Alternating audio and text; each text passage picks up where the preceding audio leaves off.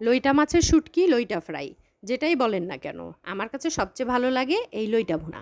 আসসালামু আলাইকুম। নিয়ে নিলাম হাফ কেজির মতো লইটা মাছ। একটি প্যানে তেল গরম করে দিয়ে দিব পেঁয়াজ কুচি, সাথে দিয়ে দিলাম রসুন কুচি, দিয়ে ভালো মতো ভেজে নিব। ভাজা হয়ে আসলে দিয়ে দিব মরিচের গুঁড়ো, হলুদের গুঁড়ো, ধনিয়ার গুঁড়ো, স্বাদ মতো লবণ দিয়ে সামান্য একটু পানি দিয়ে ভালো মতো মশলাটা আমি কষিয়ে নেব। এখন দিয়ে দিব টমেটো কুচি, দিয়ে ভালো মতো মশলাটাকে আমি কষিয়ে নেব।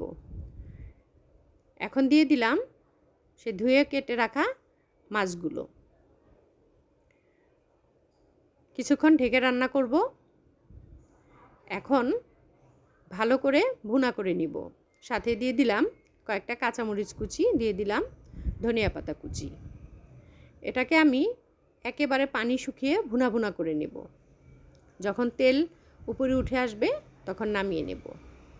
এই তো হয়ে গেল লইটা ভুনা। আল্লাহ হাফেজ।